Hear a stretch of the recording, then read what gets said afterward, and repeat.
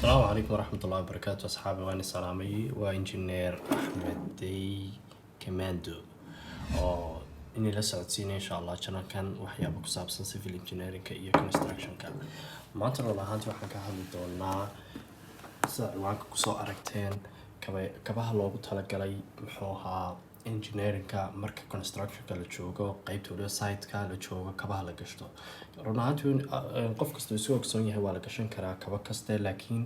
waxaa muhiimad u ah safety-gaaga iyo caafimaad qabkaaga ayaa muhiim ah maalo سوي جدير رحانتي شركة أوريجينال waxay ku taalaa Hargeysa ardaygii u baahnaa ma qofkii shaqaalaha ee site jooga uu ka heli karaa branchiga Hargeysa soo kale jigjiga yar gaar ahaan jigjiga yar iyo Muqdisho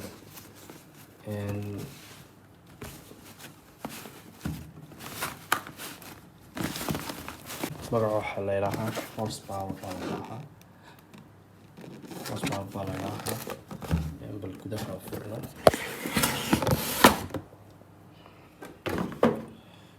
ku yimaada boxkaas iyo kab kasta oo ku jirta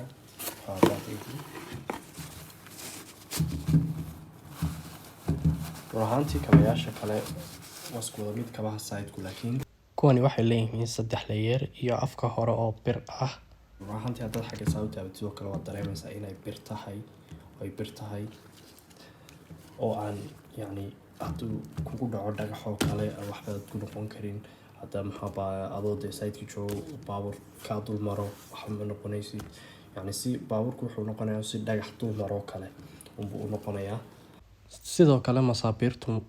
kama soo dhaxtafayso cagahaagii wax dhaawac ah hadan masbaar ku istaagtid ama wax kale oo la mid ah kama soo dhaxtafta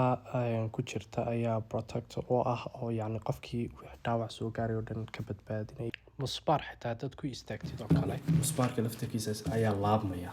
oo isaga laabmaya ruuxantii anigu waan tijaabiyay waliba noocyo badan bay ku yimaadaan imika noocaas oo kalena way jiraan iyo noocyadaas oo kalena way jiraan oo saa u yar taagan macna markay fadhiyaan soo kale sida arkaysin boxka waxaa haduu kugu dhaco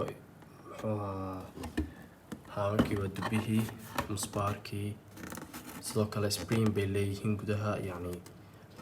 for example ka meel ka soo boodidoo kale yani spring ahaan bay ku qabanayaan sidoo kale saliidoo kale waxa kama qaadi karto sidoo kale light-ko kale waxa yani light-ku transfer kuma sameeynayo kuma soo gudbinayo qofka meel kasta iska comfortable dareemsa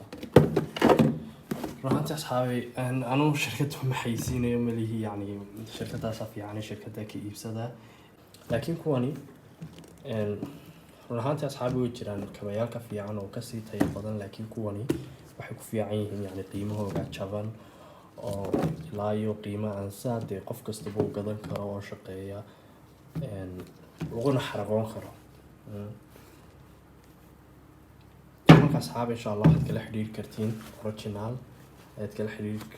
kartiin insha Allah qiimo fiican oo inaga siinaya run ahaantii ma la dhaafsano $25 kulay Soomaaliban inaga heshiis ku loo jiraa insha Allah dad la heshiisiin aadi asxaabana salaam insha Allah video ku xiganta wada kulmi doono السلام عليكم وأنيقو إنجنير أحمد دية